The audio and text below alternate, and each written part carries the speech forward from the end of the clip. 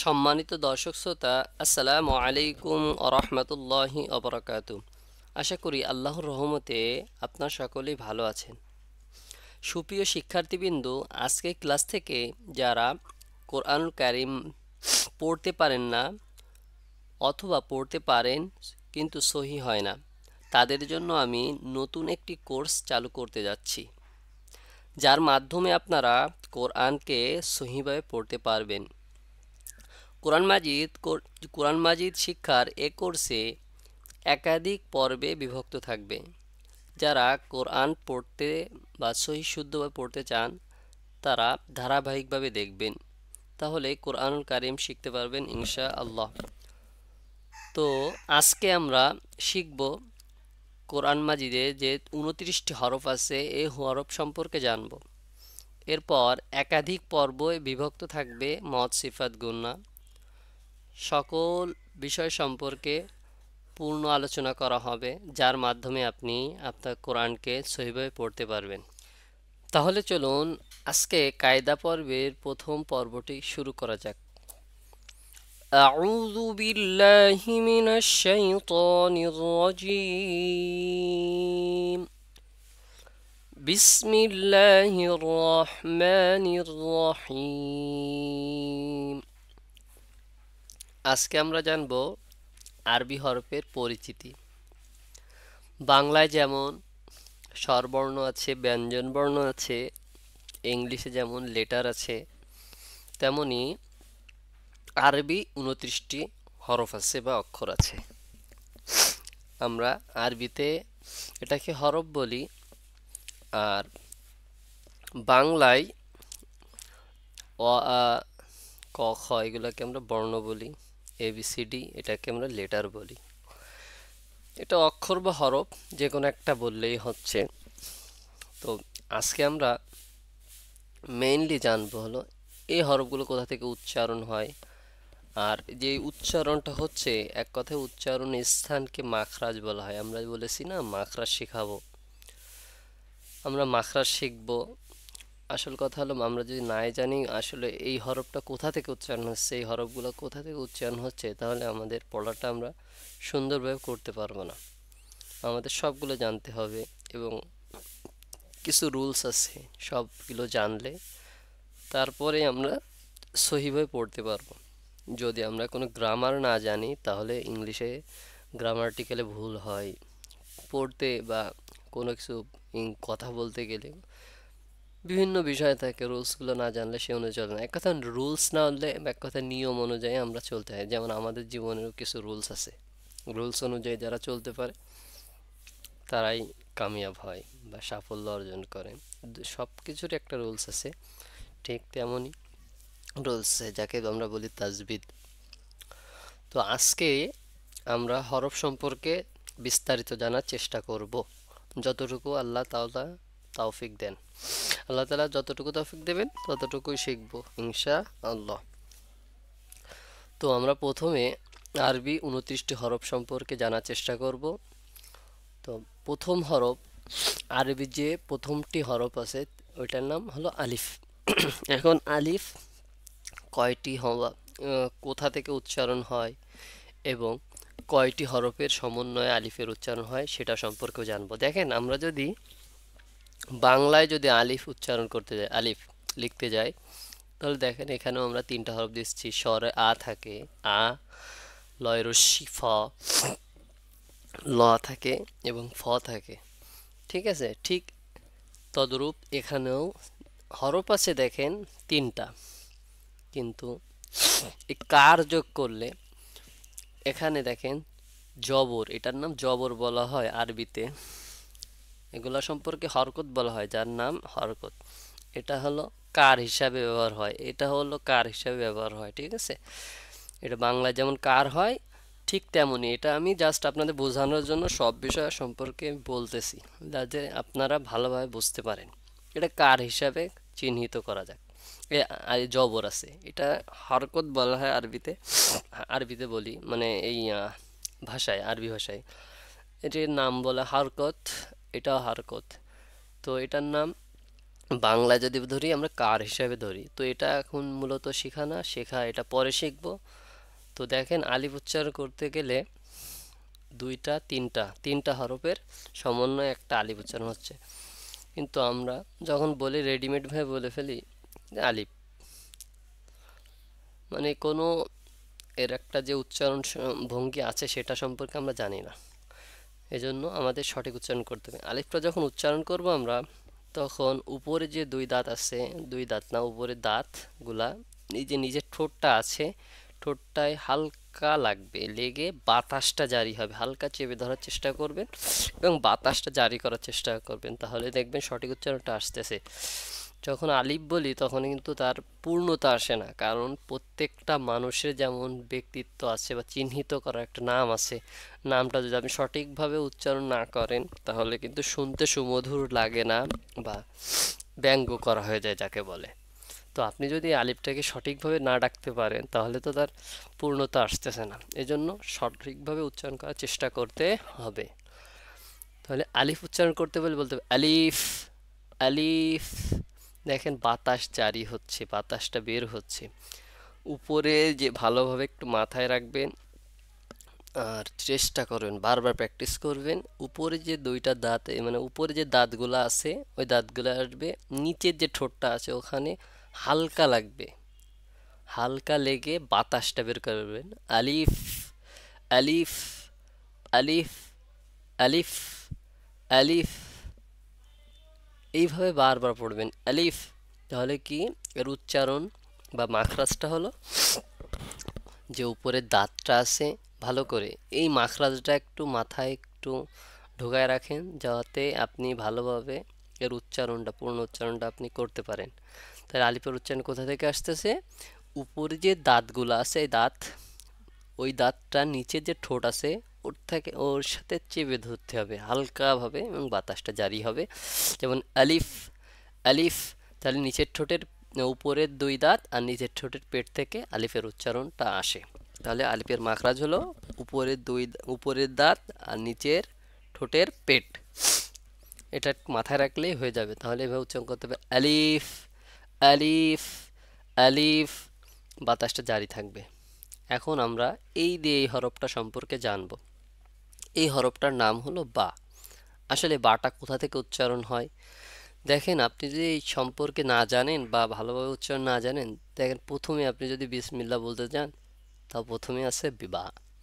এখন আমাদের অবশ্যই প্রত্যেকটা হরফ সম্পর্কে বিস্তারিত জানতে হবে এবং সেই অনুযায়ী বারবার প্র্যাকটিস করতে হবে। আপনি যত বেশি প্র্যাকটিস করবেন, কথায় আছে যুদ্ধের আগে যদি আপনি যত বেশি প্র্যাকটিস করবেন তখন কিন্তু যুদ্ধটা আপনার জন্য সহজ হয়ে যাবে, কারণ কি আপনি যুদ্ধের কলাকৌশল আগে থেকে শিখে রাখছেন। তো আপনি যদি কোরআন শিখতে চান তাহলে হরফটা কোথা থেকে উচ্চারণ হচ্ছে সেটা ভালোভাবে যদি আয়ত্ত করতে পারেন তাহলে দেখবেন কোরআন কারিম আপনি পড়তে পারতেছেন। আর আপনি যদি এখানেই গলত থেকে যায়, এটাই পারেন না, ভালোভাবে আয়ত্ত করতে পারেননি, তাহলে দেখবেন কোরআন কারিম আপনি পড়তে পারতেছেন না। এজন্য আমাদের চেষ্টা করতে হবে এই উচ্চারণটা, ভঙ্গিমাটা একটু ভালোভাবে করার, কোথা থেকে উচ্চারণ হচ্ছে, কিভাবে উচ্চারণ হচ্ছে। আমি যেভাবে বলতেছি চেষ্টা করেন সেভাবে মিলাইতে, তাহলে আশা করি আপনি সঠিকভাবে উচ্চারণ করতে পারবেন এবং কোরআন কারিম আপনি সহিভাবে পড়তে পারবেন। তাহলে কি হচ্ছে, বাটা কোথা থেকে উচ্চারণ হচ্ছে? বা, বা, বা বলবো না, বা দুই ঠোঁট থেকে, দুই ঠোঁটের পেট থেকে উচ্চারণ হয় বা। তাহলে উপরের যে ঠোঁটটা আছে এই ঠোঁটটাকে হালকা চেপে ধরে বা বলা যাবে না, ঠিক আছে? হালকা ওই যে ভিজা অংশটা কোনো রকম লাগবে। বা, বা, এক আলিফ টান হবে, কয় আলিফ? এক আলিফ, কয় আলিফ? এক আলিফ।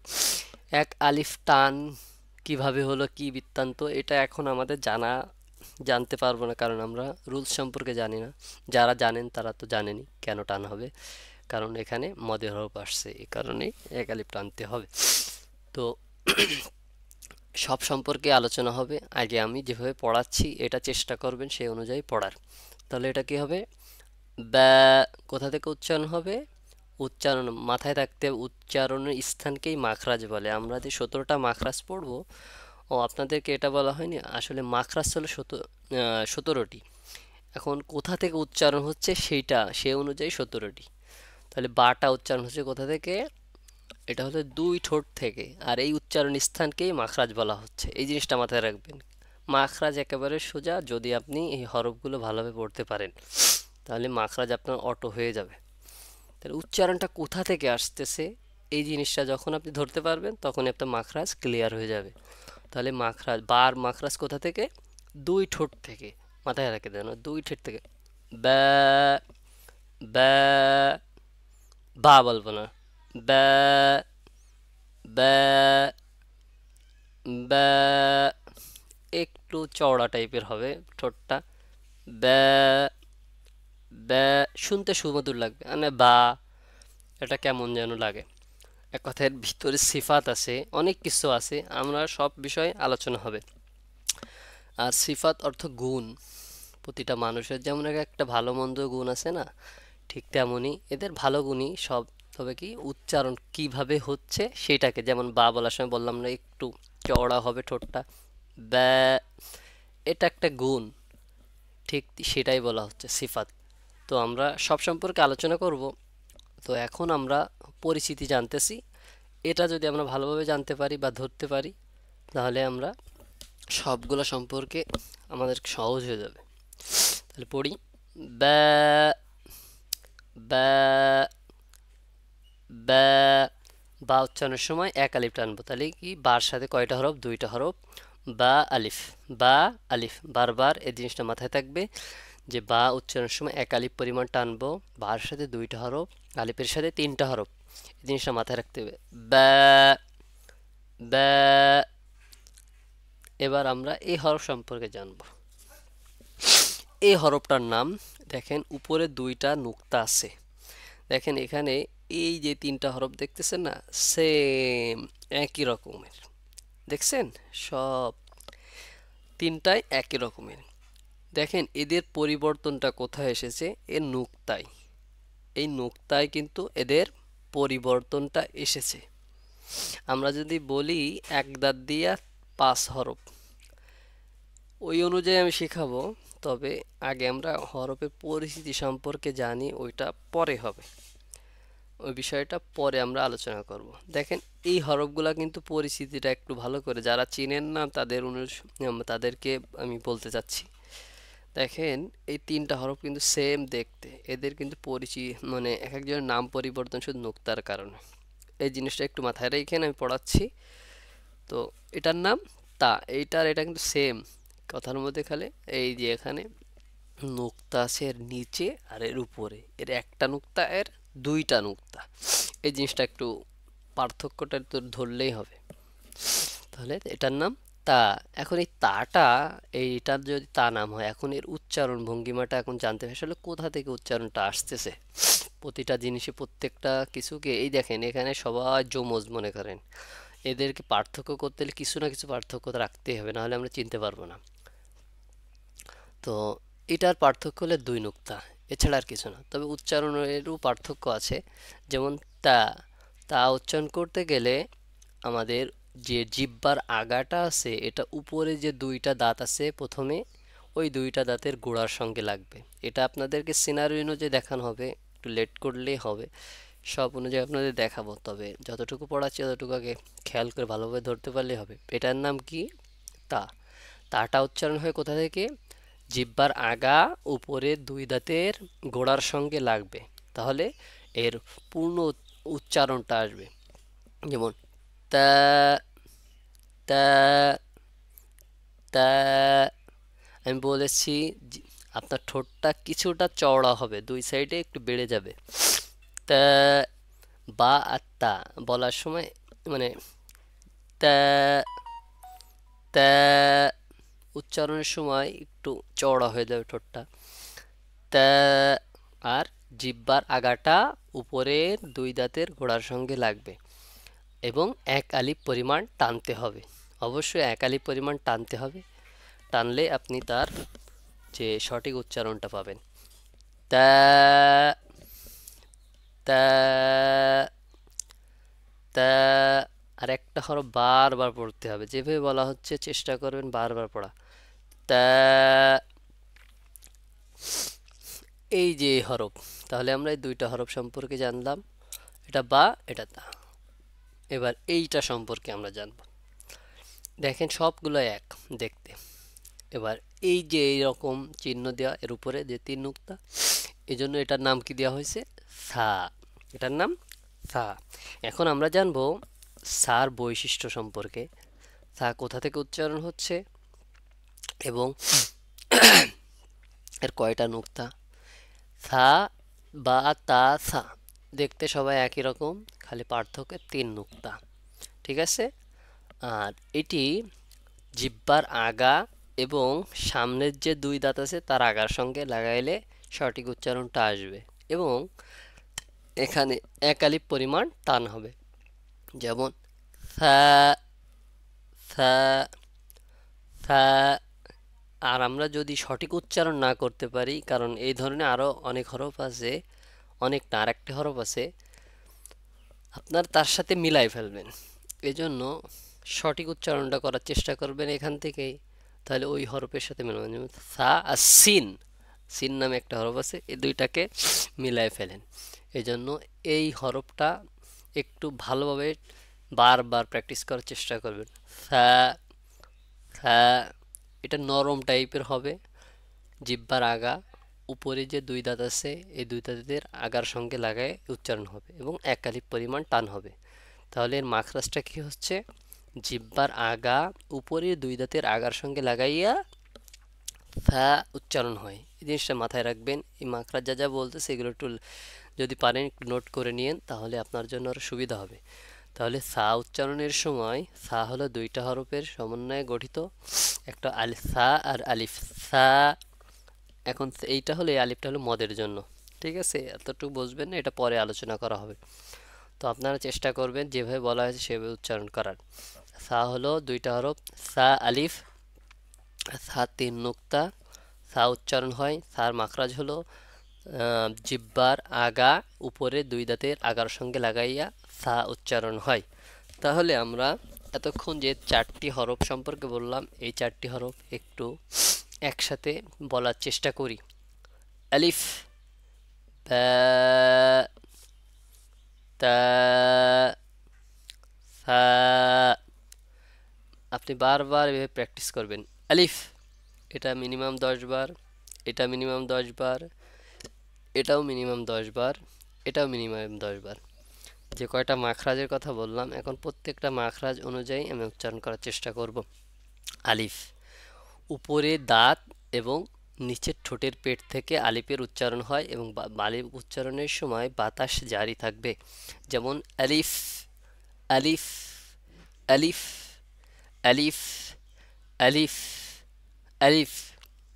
বা, বা দুই ঠোঁটের পেট থেকে বা এর উচ্চারণ হয়, বার নিচেই এক নুক্তা। যেমন বা বলার সময় ঠোঁটটা একটু চওড়া টাইপের হয়ে যাবে, বলার সময় ব্যা ব্যা ব্যা, বা বলবো না, ব্যা। এবার এটার নাম তা, উপরে দুই নুক্তা, একই রকম দেখতে, উপরে দুই নুক্তা হলেই তার নাম তা। তা তা, তাটা কোথা থেকে উচ্চারণ হচ্ছে?